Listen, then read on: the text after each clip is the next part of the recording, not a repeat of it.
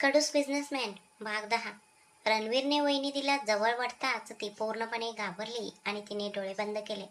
आपण दोघे लव्हर्स असल्याचे खोटे नाटक मी करत होते हे ह्या रणवीरला समजले आहे. ह्या विचाराने ती अस्वस्थ झाली. आता हा मुलगा पुढे काय करणार अशी भीती तिला वाटू लागली. त्याचा गरम श्वास तिच्या चेहऱ्यावर जाणवू लागला आणि तिच्या हृदयाचे ठोके वेगाने वाढले. तिने हळूच डोळे उघडून पाहिले तर रणवीर तिच्या अगदी जवळ होता. दोघांच्या ओठांमध्ये आता खूपच कमी अंतर उरले होते. तो थोडा जरी पुढे झुकला असता तर परिस्थिती हाताबाहेर गेली असती. त्यामुळे वहिनीने क्षणाचाही विचार न करता त्याला थेट मागे ढकलले. अरे रे, तू चक्क मला किस करण्याचा प्रयत्न करत होतास? मला आधीच माहीत होते तू फक्त तोंडाने माझ्यावर ओरडण्याचे नाटक करतोस, पण मनात मात्र भलतेच प्लॅनिंग सुरू असते.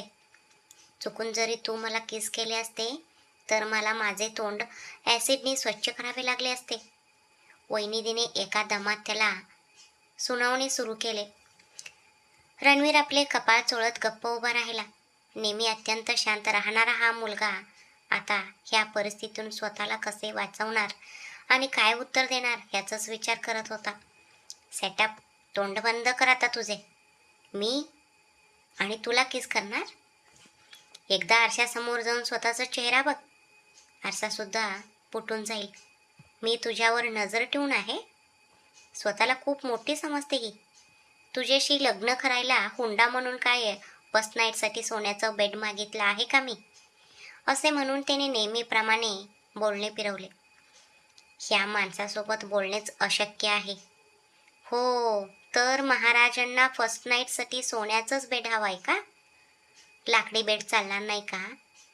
तुझ्यासारख्या कडूस मुलाला मुलगी मिळतेच हेच जास्त आहे. त्यात बेड कशाला हवाय? रणवीरला आणखी चिडवण्यासाठी तिने तोंड फिरवले.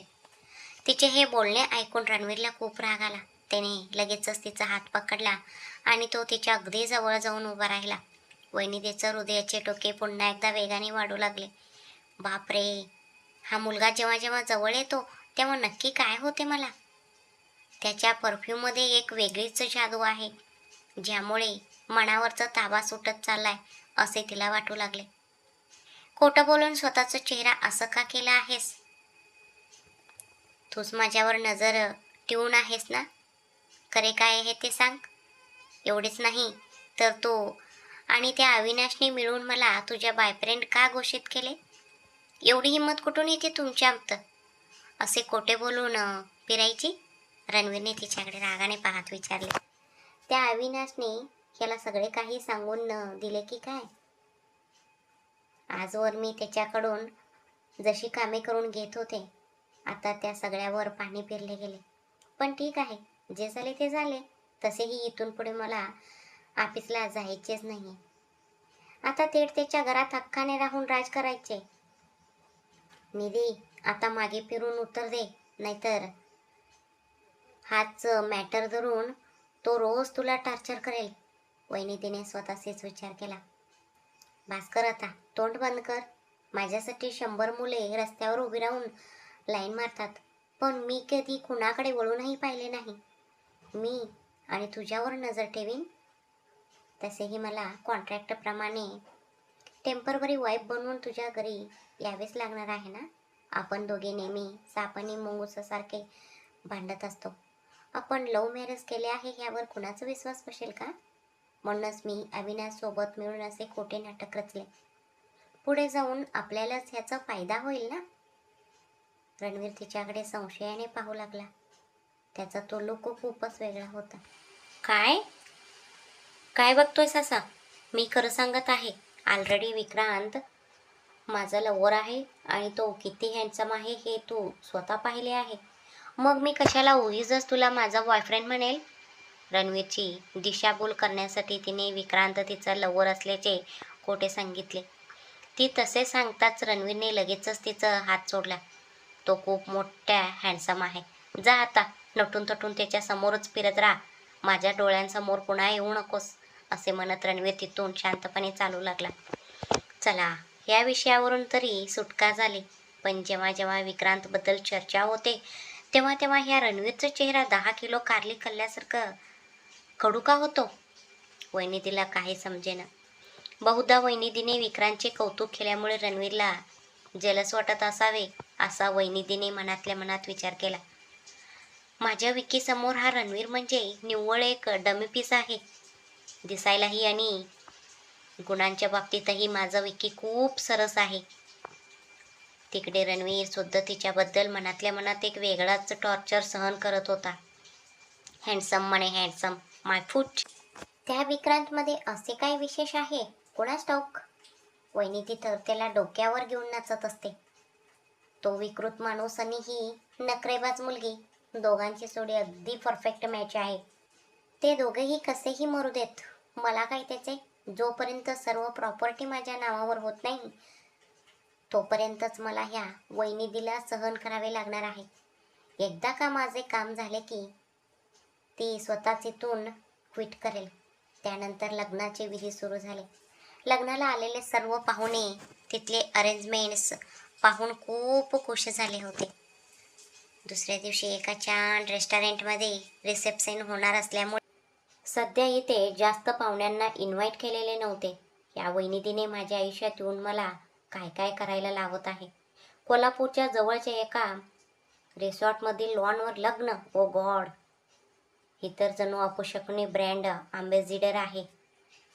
पण सुदैवाने आज काही मोठा प्रॉब्लेम झाला नाही. लग्न अगदी शांततेत पार पडले. मंगळसूत्र घालण्याच्या वेळी ती थोडा अंतरावर रणवीरच्या समोरच उभी होती. नको नको म्हटले तरी ती त्याच्या डोळ्यासमोरच फिरत होती. रणवीरला पाहताच तिने आपले तोंड फिरवले. वहिनी नाटक करायला खूप छान शिकले आहे असे रणवीरला वाटले. तिचे ते वाकडे तोंड कायमचे तसेच वाकडे राहो. रणवीर तोंडातले तोंडात पुटपुटत होता. रणवीर आपल्या डोक्यावर पडलेला अक्षता हाताने झटकत वहिनीच्या मागे येतो. वहिनी अजूनही त्याच्याकडे बघून मंद हसत असते. रणवीर थोड्या नर्वस सुरात, काय हसतेस काय अशी? अक्षता पडल्या म्हणजे काही आपण दोघे खरोखरच लवर्स झालेलो नाही, हे लक्षात ठेव. वहिनी आपली साडी नीट करत, अरे रे, मी कुठे काय म्हणाले, पण तुझ्या चेहऱ्यावरचे ते एक्सप्रेशन पाहून मला हसू आवरत नाहीये. इतकं का घाबरला आहेस तू? रणवीर मनातल्या मनात, घाबरलो मी? माझ्या जागी दुसऱ्या कोणी असता तर ह्या मुलीचं नखऱ्यांमुळे केव्हाच पळून गेला असता. पण प्रॉपर्टी माझ्या नावावर होईपर्यंत मला हा सर्व ड्रामा सहन करावाच लागणार आहे. वहिनी रणवीरच्या अगदी जवळ आहेत. बर, आता जास्त विचार करू नकोस. लग्न तर शांततेत पार पडले आहे. आता आपल्याला उद्याचं रिसेप्शनची तयारी करायची आहे. तिथल्या अरेंजमेंट्स परफेक्ट असायला हव्यात. रणवीर तिच्याकडे पाहत, मला शिकवू नकोस. त्या रेस्टॉरंटमधील सर्व मॅनेजमेंट मी स्वतः पाहणार आहे. तू फक्त तिथे शांत उभी राहा म्हणजे मिळवले. वहिनी एक पाऊल मागे घेत आणि तोंड फिरवत, हॅलो. स्वतःला खूप मोठे समजू नकोस. मी तिथे फक्त तुझ्यासाठी नाही तर माझ्या हक्कासाठी येणार आहे. रणवीर मनातल्या मनात, ही मुलगी जितकी क्यूट दिसते तितकीच ती अनप्रेडिक्टेबल आहे. हिच्या मनात नक्की काय चालले आहे हे समजणे खरोखरच अशक्य आहे. तेवढ्यात ज्ञानेश रणवीरच्या जवळ येतो आणि बोलायला लागतो. रणवीर फक्त एक मंद हसू देतो. ज्ञानेश, हॅलो रणवीर. रणवीर मनातल्या मनात, फायनली ह्या माणसाच्या इच्छेनुसार ह्याच्या मुलीचे लग्न एका छान निसर्गरम्य ठिकाणी पार पडले. हे सगळे अरेंज करण्यासाठी मी किती त्रास सहन केला आहे हे मलाच माहीत आहे. आता फक्त ही वहिनी फर्स्ट नाईट सुद्धा ह्याच निसर्गाच्या सानिध्यात अरेंज करायला सांगणार नाही म्हणजे मिळवले. ज्ञानेश खूप आनंदाने, फायनली लग्न खूप छान पद्धतीने पार पाडले तू. I am so happy. ती मुलगी कुठे आहे?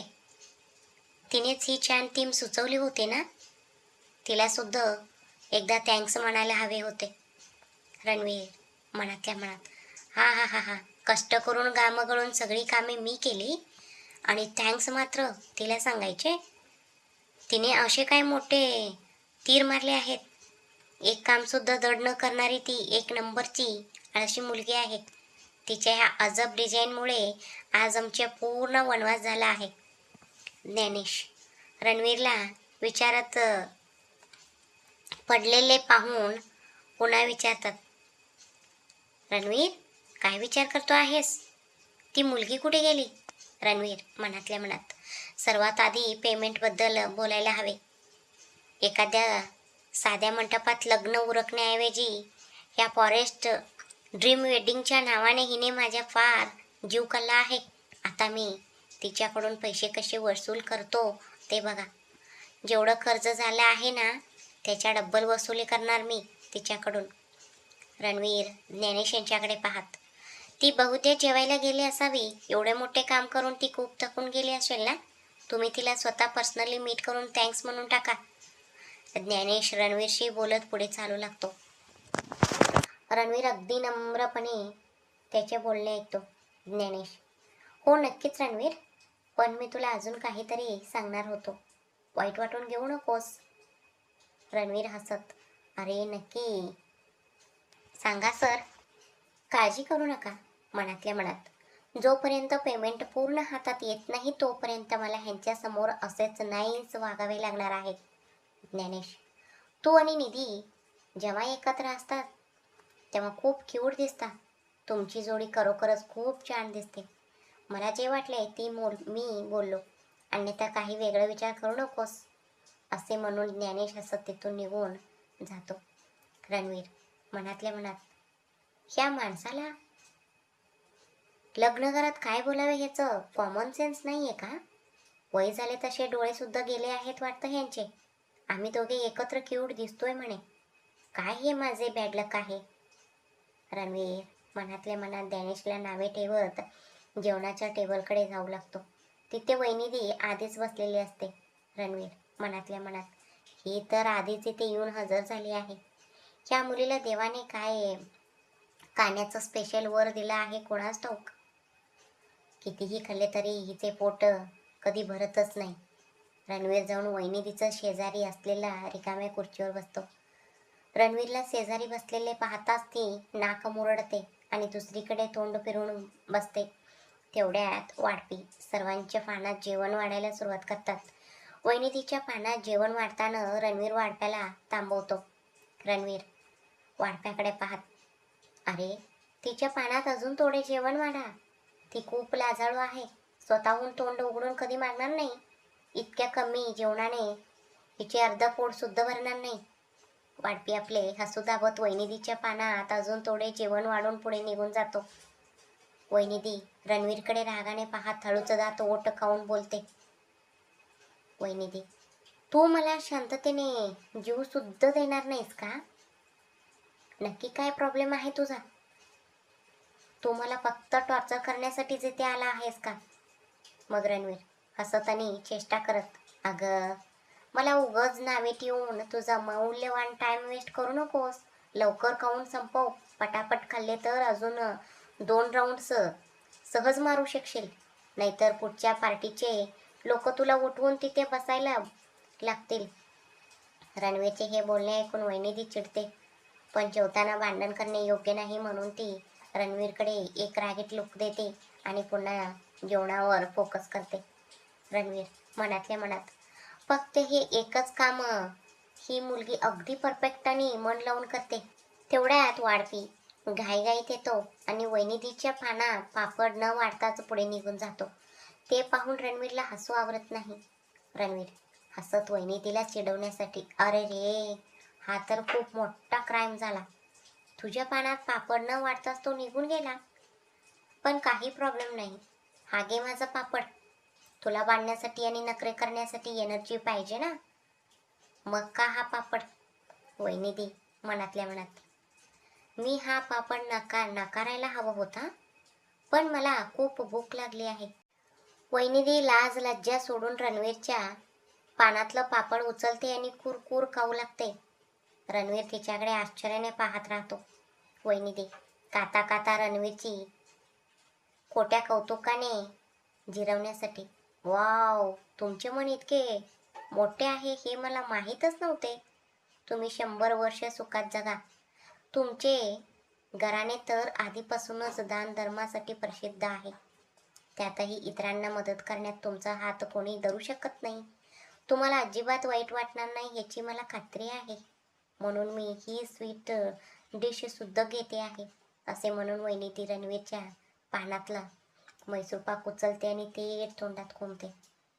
रणवीर मनातल्या मनात, बाप रे देवा रे, आजकालच्या मुली नक्की एवढं खातात तरी कसं? हिचे पोट आहे की रिकाम पोकळी? नक्की किती जेवण समावते हिच्या पोटात कुणास ठाऊक. वहिनी ती रणवीरच्या पानातली जिलेबी उचलण्यासाठी पुन्हा हात पुढे करते, पण रणवीर लगेचच तिचा हात पकडतो. रणवीर हात बाजूला करत, भास कर आता. माझ्या पानातले सगळे आयटम्स तू एकटीच खाऊन प्लेट स्वच्छ करून पाणी पिणार आहेस का? जाणे घेतून. वहिनी ती नाक मोडत, हो नक्कीच, तुझी लायकी एवढीच आहे. खूप मोठा आलाय पापड दान करणारा दानशूर करणं. वहिनी ती रणवीरला नावे ठेवत पुन्हा जेवण वाढवून घेते. रणवीर तिच्या खाण्याचं वेगाकडे तोंड वासून पाहत राहतो. तेवढ्यात वाढपी रस्ता वाढायला येतो आणि अचानक वहिनी ती जोरात वरडते, आई ग आई. रणवीर घाबरून, काय झाले? वहिनी ती हात चेहऱ्याजवळ नेत, माझ्या डोळ्यात रस्सा उडाला. वहिनी ती आपले डोळे चोळू लागते. रणवीर वाढप्यावर चिडतो. रणवीर वाढप्याला रागाने, अरे थोडे शांतपणे वाढता येत नाही का? रणवीर लगेच स्वतःच्या नॅपकिन पाण्यात भिजवतो आणि तिच्या डोळ्यावर ठेवतो. वहिनी तिला अजूनही डोळे उघडायला त्रास होत असतो. रणवीर हळुवारपणे तिचे डोळे पुसत, जास्त चोळू नकोस, डोळे लाल होतील. रणवीर हलकेच तिच्या डोळ्यावर फुंकर मारतो आणि पुन्हा नॅपकिनने डोळा साफ करतो. वहिनी तिला थोडे अवघडल्यासारखे वाटते. ती डोळे धुण्यासाठी लगेच तिथून उठून निघून जाते. रणवीर सुद्धा जेवण अर्धवट सोडून तिच्या मागे जातो. लग्नाला आता 2 दिवस पूर्ण झाले. ज्ञानेश यांच्या मुलीचे म्हणजेच प्रियाचे लग्न व्यवस्थित पार पडले. वहिनी ती रणवीरच्या समोर हात बांधून बसली. तू जसे सांगितले होतेस तसेच लग्न आता व्यवस्थित संपले आहे. मग आता मी पुढे नक्की काय करायचे ते सांग. रणवीर वहिनी तिच्या समोर एक पाय ठेवतो आणि तिच्याकडे गंभीरपणे पाहत बोलायला लागतो. आता पुढे काय म्हणजे काय? उद्यापासूनच आपले खरे नाटक सुरू होणार आहे. तुला माझी पत्नी बनून आमच्या घरी यावे लागेल. पण हे सगळे फक्त ती प्रॉपर्टी माझ्या नावावर होईपर्यंतच असेल हे लक्षात ठेव. बाकीच्या अटी ह्या कॉन्ट्रॅक्टमध्ये लिहिल्या आहेत. ते नीट वाचून घे आणि खाली सही कर. वहिनी ती मनातल्या मनात, हा हा, ह्या कडूस माणसांची पत्नी बनून नाटक करायला तयार झाले हेच काय कमी होते? त्यात आता ह्या कॉन्ट्रॅक्टवर सही पण करायला हवी म्हणे. काय हे माझे बॅडलक. वहिनी ती रागारागाने ते कॉन्ट्रॅक्ट उघडते आणि मोठ्याने वाचू लागते. वाचता वाचता ती अचानक आश्चर्याने ओरडते, हॅलो, काय मूर्खपणा आहे हा? झोपताना गोरू नये असे पण कोणी कॉन्ट्रॅक्टमध्ये लिहून ठेवते का? रणवीर नेहमीसारखं कडक सुरात, हो मग काय? जर तू प्राण्यांसारखी गोरत राहिलीस तर मला रात्री शांतपणे झोप कशी येणार? एवढेच नाही निधी, अजून थोडं खाली वाच. वहिनी ती पुढची वळ वाचून अधिकच चिडते.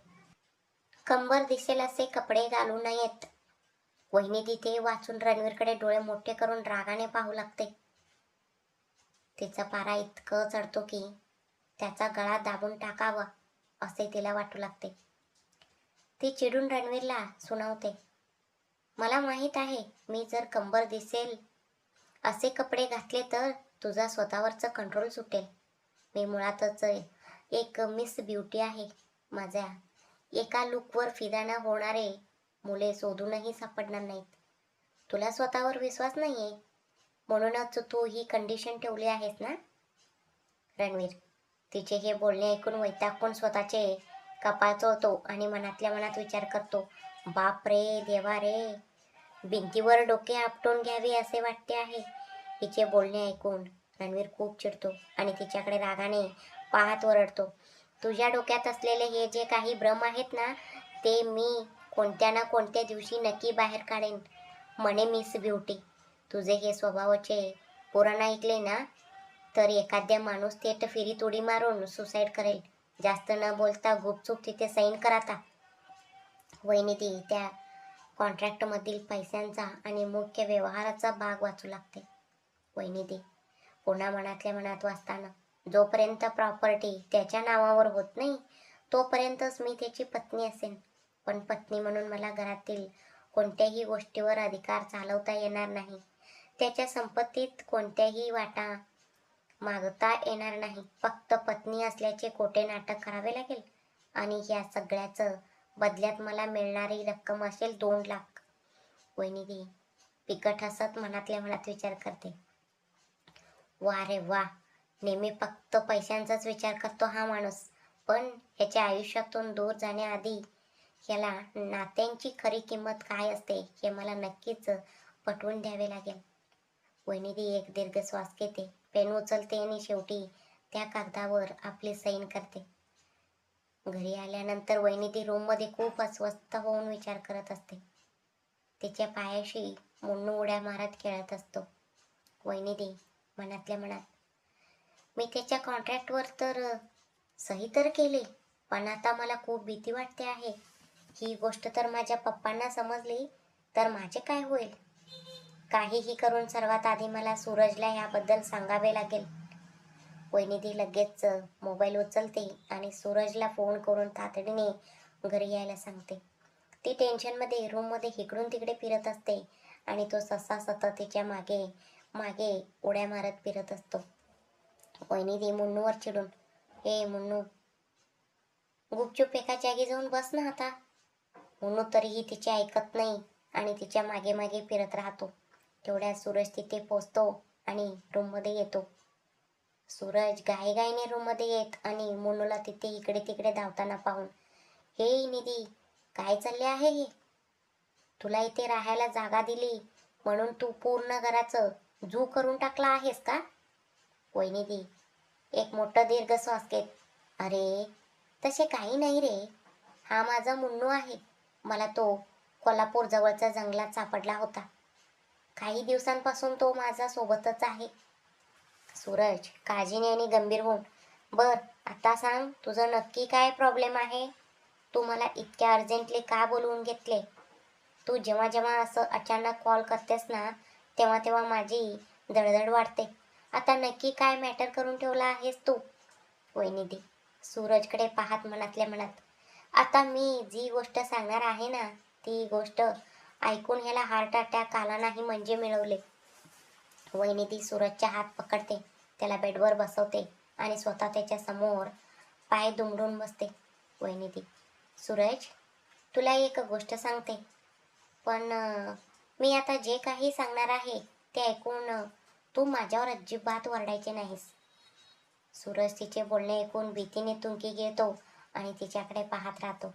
सूरज घाबरून, हे वहिनी, नक्की काय मॅटर आहे ते सांगा दी. वहिनी त्याला त्या मॅरेज कॉन्ट्रॅक्टबद्दल सगळी माहिती सविस्तर सांगते. ते ऐकता सूरजला धक्काच बसतो. सूरज हात जोडून अस्वस्थ होत, भाईसाहेब, तुम्हाला हात जोडून मोठा नमस्कार आहे माझा. कोणत्या ना कोणत्या दिवशी तुमचे पप्पा मला सुद्धा जेलमध्ये पाठवून तिथेच माझी चपाती लाटायला लावणार आहेत. लग्न म्हणजे काय चेष्टा किंवा टाइमपास समजला आहे का तुम्ही? ही गोष्ट जर तुमच्या पप्पांना समजली ना तर समजून जा की तुमच्या खेळ खल्लास. या भलत्याच गेममध्ये मी तुमच्यासोबत नाही आहे.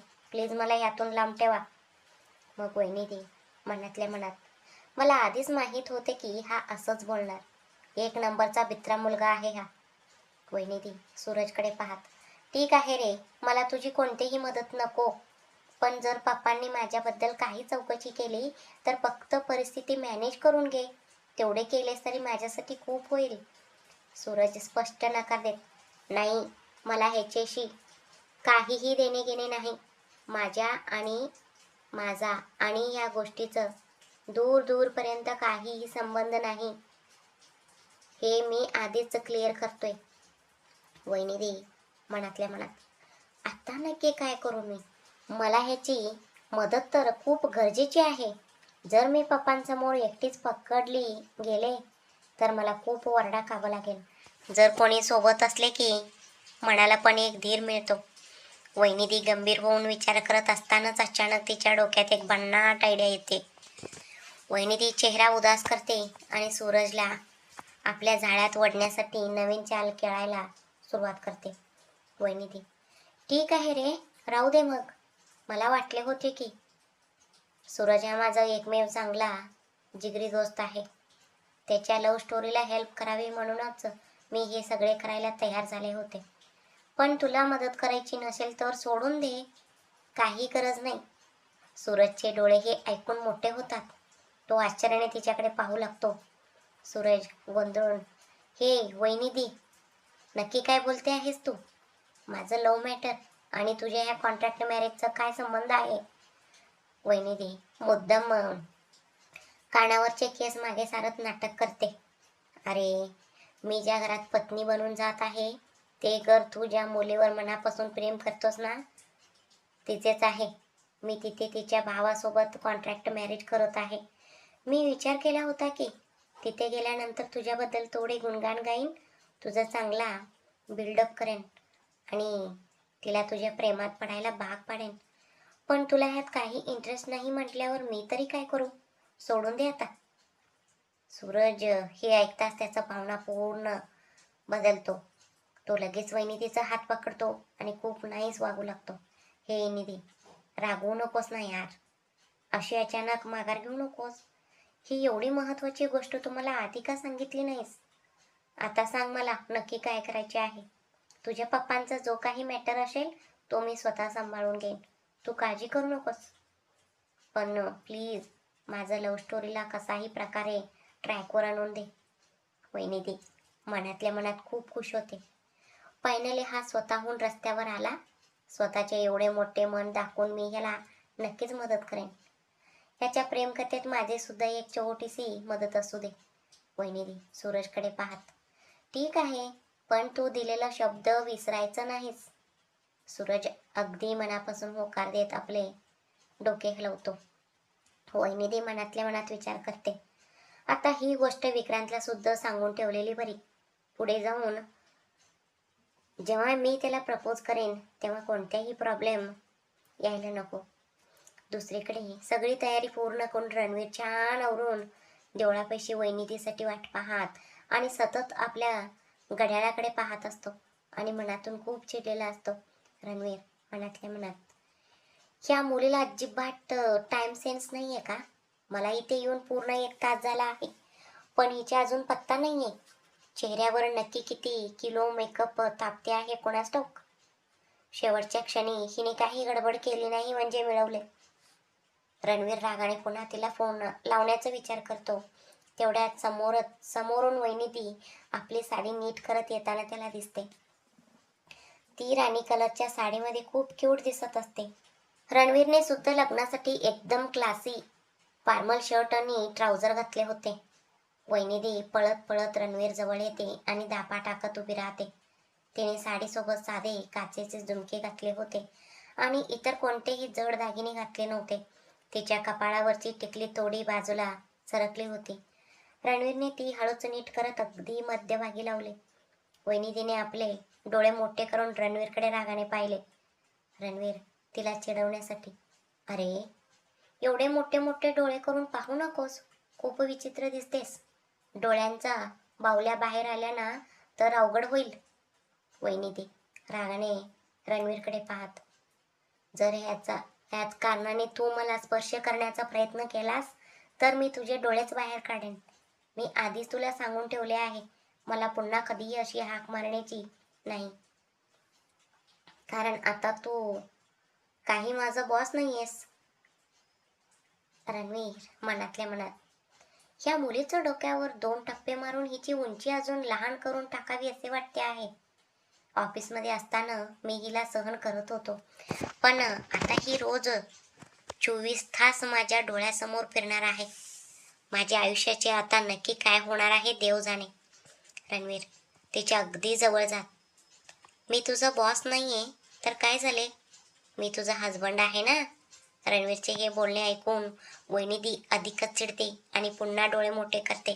रणवीर हसत, अरे, म्हणजे लोकांच्या नजरेत मी तुझा हजबंड आहे ना, हस्बंडला नक्की कशी रिस्पेक्ट द्यायची असते हे तुला माहीत नाही आहे का?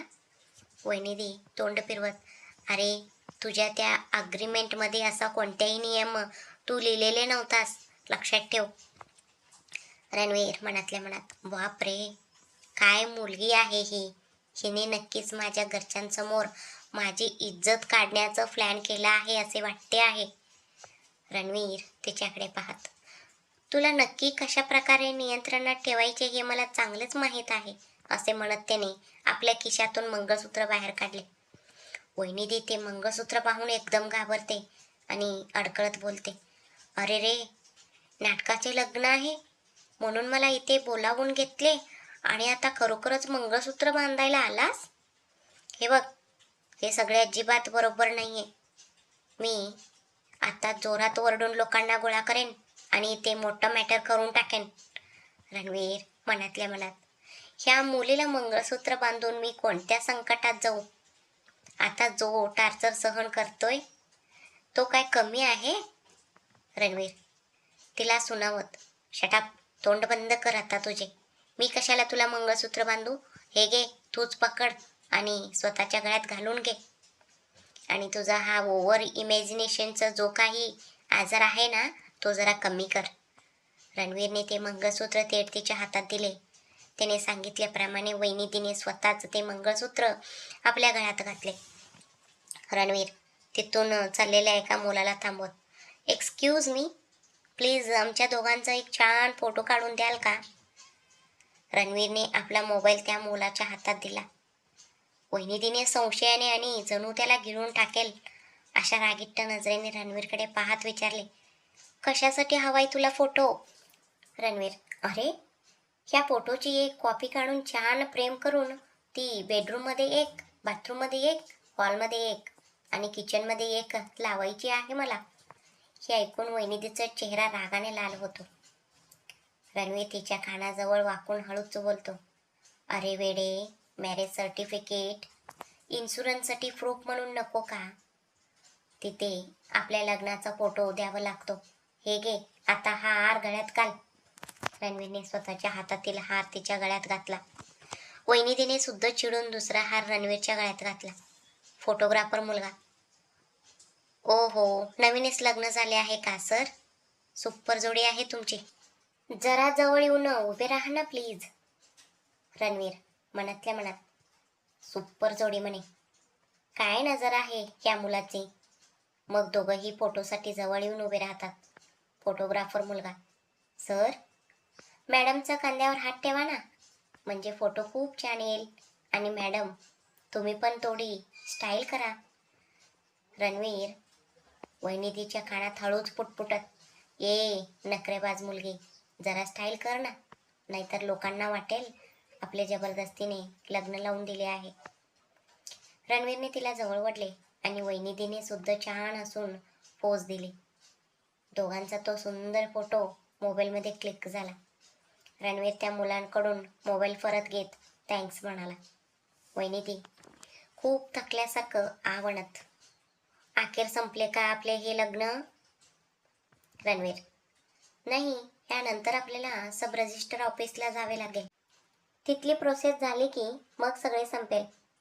वहिनी, चला एकदा देवाचे दर्शन घेऊन येऊया. रणवीर चिडून, ओ हो, आपण काय खरोखरच लग्न करून आता नवा संसार ताटायला निघालो आहोत का? यासाठी देवाकडे चांगले काहीतरी मागायला हवे का? जरा तोंड बंद ठेवशील का तू? वहिनी नाक मुरडत, अरे, आपण जे नाटक करत आहोत त्यात कोणतेही प्रॉब्लेम येऊ नये आणि ते सक्सेसफुल व्हावे एवढी तरी देवाकडे मागूया ना. तू नेहमी असं कडूसारखं का वागत असतोस? असे म्हणत वहिनी पुढे निघून जाते. रणवीर स्वतःच्या नशिबाला नावे ठेवत तिच्या मागे जातो. दोघंही देवाचे दर्शन घेतात. वहिनी अगदी मनापासून देवाकडे काहीतरी मागत असते, तर रणवीर फक्त नाईलाजाने हात जोडून उभा राहतो. तेवढ्यात पुजारी आरतीचे तबक म्हणजे ताट घेऊन त्यांच्या जवळ येतात. वहिनी कुंकू लावण्यासाठी पुढे होते. पुजारी हसत, अरे रे मुली, आधी तुझ्या मंगळसूत्राला कुंकू लाव. तुझ्या कपाळावर तुझा हजबंड कुंकू लावेल ना. तुम्ही दोघे नवीनच लग्न झालेले क्यूट कपल वाटता. म्हणूनच कदाचित तुला हे माहीत नसावे. पुजाऱ्यांचे बोलणे ऐकून वहिनीने रणवीरकडे एक तिरकी नजर टाकली आणि आपल्या मंगळसूत्राला कुंकू लावले. रणवीरला ह्यामुळे थोडे अवघडल्यासारखे झाले. पुजाऱ्यांच्या ह्या सुचवण्यामुळे एक वेगळाच टॉर्चर सुरू झाला होता. रणवीरने कुंकू बोटावर घेतले आणि त्याच्या कपाळावर लावले. ते करताना रणवीरचा हात नकळत थोडा तरतरत होता. देवळातील विधी संपून दोघंही रजिस्टर ऑफिसच्या बाहेर येऊन पोचतात. वहिनी अचानक थांबत आणि घाबरून, अरे, मला ना खूप भीती वाटते आहे. जर मी इथे साईन केली तर आपले अर्ध लग्न खरोखरच झाल्यासारखे होईल ना? वहिनी खूप घाबरलेली असते. ती भीतीने रणवीरचा हात घट्ट पकडते. रणवीर तिला धीर देत आणि समजावत, अगं, तसे काहीही होणार नाहीये. मी जेव्हा तुझ्या गळ्यात मंगळसूत्र बांधेन ना, तेव्हाच खऱ्या अर्थाने आपले लग्न होईल. पण आता ही सर्व प्रॉपर्टी माझ्या नावावर होण्यासाठी आपण लग्न केले आहे. ह्या गोष्टीचं आपल्याला प्रूफ हवं आहे. त्यासाठी या काही लीगल प्रोसिजर्स कराव्या लागतात. म्हणूनच आपल्याला हे रजिस्टर मॅरेज करावे लागत आहे. तू अजिबात लोड घेऊ नकोस. काही प्रॉब्लेम होणार नाही. चला आत. रणवीरचे बोलणे ऐकून वहिनीला थोडा धीर मिळतो. दोघंही आत जातात आणि आम्ही दोघांनी सहमतीने लग्न केले आहे अशा कागदपत्रांवर साईन करतात. वहिनी तिच्या बाजूने साक्षीदार म्हणून तिचा फ्रेंड सूरज तिथे साईन करतो. तर रणवीरच्या बाजूने त्याचा मित्र अविनाश साईन करतो. अखेर रणवीरने जसं प्लॅन केला होता तसेच सगळं काही शांततेत पार पडते. वहिनी मनातल्या मनात खूप विचार करत असते. रजिस्टर ऑफिसमध्ये सैन तर करून बसले मी, पण आता मनातून खूप जास्त भीती वाटते आहे. इथून पुढे नक्की काय प्रॉब्लेम्स येतील कुणास ठाऊक. देवालाच माहीत आता पुढे काय होणार आहे. रणवीरने आपल्या घरासमोर गाडी थांबवली. वहिनी थोडी घाबरतच गाडीतून उतरली आणि तिने त्याचा हात पकडला. दोघंही मुख्य दरवाजाजवळ आले, पण रणवीरच्या चेहऱ्यावर भीतीचा लवलेशही नव्हता. घरातल्या सर्वांनी जेव्हा त्यांना अचानक एकत्र पाहिले तेव्हा ते जागेवरच थिजून गेले. लता, रणवीरची आई, अत्यंत आश्चर्याने आणि गोंधळून पाहत, रणवीर, नक्की काय प्रकार आहे हा? रणवीर वहिनीचं खांद्याभोवती हात टाकत आणि तिला जवळ बढत, आई, मी लग्न केले आहे. हीच ती मुलगी आहे जिच्यावर मी मनापासून प्रेम करतो. रणवीरचे हे बोलणे ऐकताच हॉलमध्ये सोफ्यावर बसून काजू बदाम खाणारी त्याची बहीण साहित्या एकदम शॉक झाली.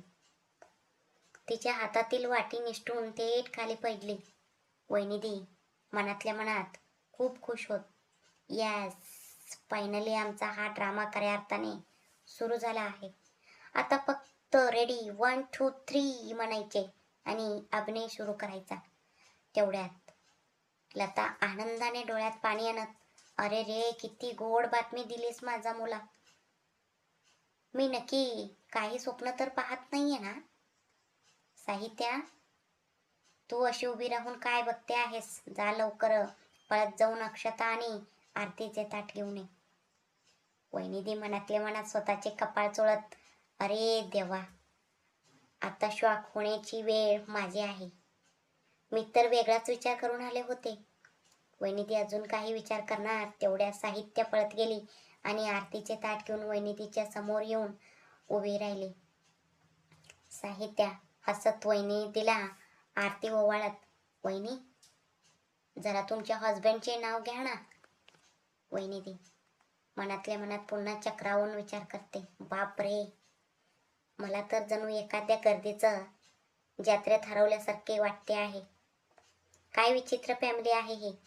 मुलगा कोणालाही न सांगता अचानक लग्न करून घरात येतो आणि हे लोक त्याचे धुलाई करायचे सोडून चक्क इतक्या आनंदाने स्वागत करत आहेत. मी तर सासूबाईंचा पाया पडून मोठा ड्रामा करायचा प्लॅन केला होता. छान परफॉर्मन्स देऊन सर्वांना इम्प्रेस करायची माझी सगळी रिहर्सल वाया गेली. साहित्य आरती ओवाळत वहिनीला पुन्हा प्रश्न विचारते, वहिनी, काय विचार करताय एवढा?